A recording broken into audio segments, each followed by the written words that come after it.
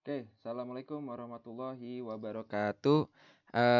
Ketemu lagi dengan saya, Surya Amami. Kita akan coba review lagi bagaimana penggunaan LMS Pintar ini untuk para teman-teman dosen, terutama bagaimana kita menambahkan satu aktivitas dalam kelas kita sendiri.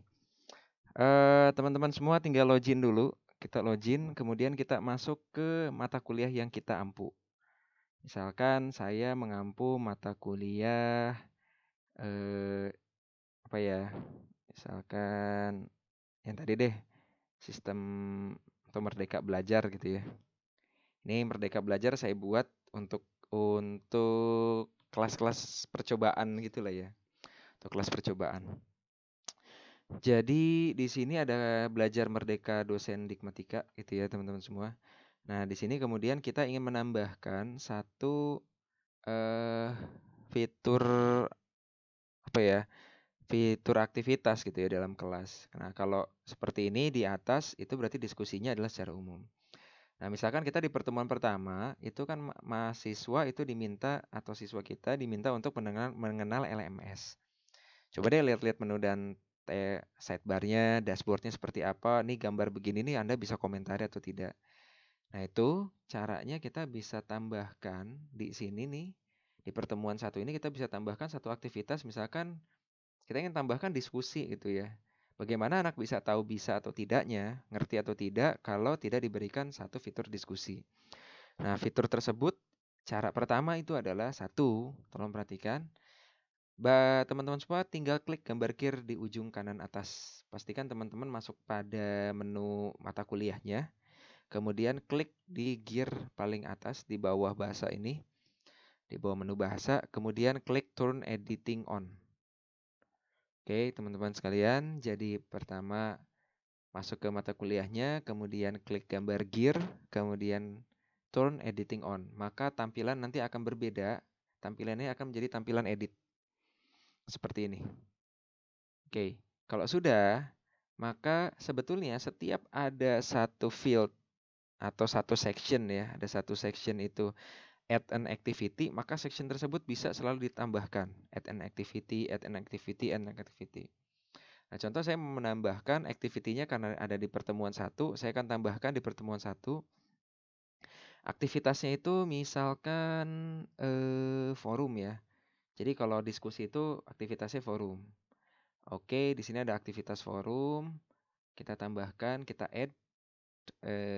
Nah, ini forum name-nya apa?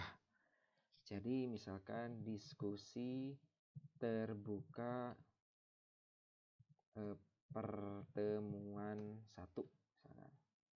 Description-nya silahkan berikan komentar saudara tentang apa yang dipahami dari bahan bacaan yang sudah tersedia. Misalkan begitu ya, misalkan nih. Nah, kemudian display description on course page itu berarti ya dikasih tahu ya nanti diskusi terbuka ini ngomong apa gitu. Nah, teman-teman semua yang perlu juga sebetulnya itu adalah sebetulnya nanti ya, nggak apa-apa deh. Ada namanya restrict access ya. Nah, restrict access ini memungkinkan kita untuk membatasi forum ini untuk siapa gitu. Tapi dalam hal ini, forum ini karena masih terbuka bebas, karena ini berkaitan pada partisipan. Karena ini masih bebas, maka saya tidak berikan akses dulu. Mungkin ini akan setelah ini saya berikan gitu ya. Nah, kalau sudah save and return to course, jadi kembali ke kursus, sehingga nanti di sini akan ada tampilan diskusi terbuka pertemuan satu. Dan ini adalah deskripsinya harus kayak gimana nanti anak-anak itu. Nah, kalau sudah, misalkan sudah nih, kalau sudah mau mematikan editnya, nggak dimatiin juga nggak apa-apa sih. Tapi kalau mau mematikan juga gambar gear lagi, kemudian turn editing off. Oke, kalau sudah, nah kita bisa klik. Kemudian kita tambahkan, ini kan baru belum diberikan topik. Kita baru memberikan ada satu fitur aktivitas diskusi. Nah, topiknya mau apa di sini? Misalkan jelaskan mengenai tampilan dashboard dashboard. Apa saja yang saudara lihat. Nah, misalnya begitu ya. Kemudian, ini message-nya ya, mungkin subjeknya itu adalah dashboard, misalkan dashboard.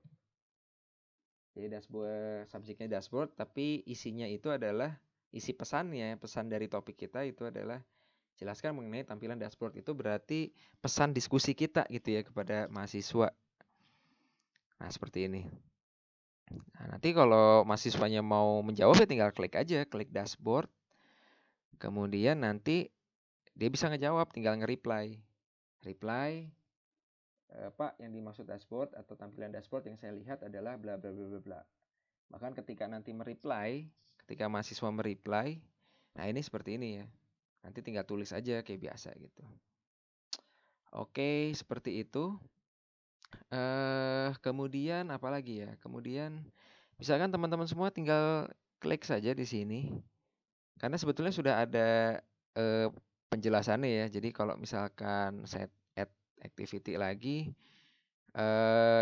assignment itu sebetulnya untuk penugasan. Penugasan artinya teman-teman semua memberikan satu tugas ke mahasiswa, kemudian harus ngupload. Nah, itu caranya di assignment. Kemudian, tapi bisa juga sih sebetulnya penugasan ini menggunakan fitur kedua ya. Biasanya menggunakan Google Drive. Kalau yang sudah terbiasa dengan Google Drive, sebetulnya tidak perlu di sini juga nggak jadi masalah gitu. Karena nanti masuknya kan ke drive kita sendiri gitu ya. Nah, kemudian ada juga fitur yang ini juga ada folder, ada file, kemudian ada page, halaman, ada URL. Nah, saya berikan sedikit contohnya ya. Sedikit contohnya saya sudah membuat di mata kuliah PLP saya buat. Nah, ini saya buat ada aktivitasnya itu, ada aktivitas, ada announcement, pengumuman.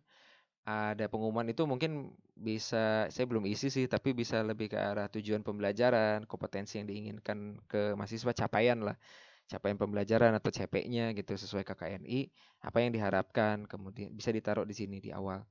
Ini fitur video conference, mungkin nanti akan ada satu konten berikutnya, video conference antara dosen dan mahasiswa. Kemudian ada DHMD, DHMD itu adalah bentuk kehadiran. Nah, di sini adalah aktivitas-aktivitas di pertemuan 1, pertemuan 2, pertemuan 3, dan di pertemuan 4 ini saya gunakan activity tentang URL atau resource-nya tentang URL. Jadi URL ini kalau kita klik, misalkan link new tab gitu ya, dia akan diarahkan ke Google Drive. Jadi saya nggak simpan di dalam ini saya ya, tidak simpan di dalam LMS saya, tapi saya simpan di Google Drive saya gitu. Nah, ini tinggal cara link Google Drive-nya, tinggal lihatlah di video saya yang lain sudah ada. Mungkin nanti jadi terlalu banyak durasi di sini. Kemudian ini contoh URL. Nah, ini contoh, ini isi-isian gitu ya. Siapa saja yang presentasi, kemudian bisa via video conference. Yang dilakukan diklik saja nih video conference-nya. Kalau kita klik ya nanti tinggal join session aja gitu ya. Ada join session. Klik. Nah, tapi bukan yang sekarang ya. Nanti mungkin ada waktunya lagi dengan video berikutnya. Mungkin itu teman-teman semua yang bisa saya jelaskan. Jadi intinya dari video kali ini adalah bagaimana teman-teman menggunakan LMS itu dengan cara teman-teman membuat satu aktivitas tergantung dari rencana pembelajaran dari RPS yang teman-teman buat. Bahkan RPS pun sebetulnya bisa diupload ke dalam sini. Jadi teman-teman bisa sesuaikan dari apa yang teman-teman sudah buat sehingga nanti aktivitas atau resources yang ada di LMS ini lebih maksimal atau lebih efisien, tidak hanya asal taruh, asal ambil, kemudian tidak terpakai gitu. Yang penting tadi satu sudah saya berikan bagaimana tata cara tentang pembuatan aktivitas diskusi ya. Dan bagaimana menggunakan aktivitas diskusi tersebut. Yang lainnya teman-teman bisa ulik. Kalau ada pertanyaan teman-teman bisa tulis di kolom komentar. Silahkan berkomentar, silahkan kita berdiskusi, diskusi terbuka. Saya siap kita saling bertukar pikiran. Oke, mungkin itu yang bisa saya berikan di video tutorial di video review ya, bukan tutorial, review kali ini. Terima kasih banyak Billahi taufik wal hidayah. Wassalamualaikum warahmatullahi wabarakatuh.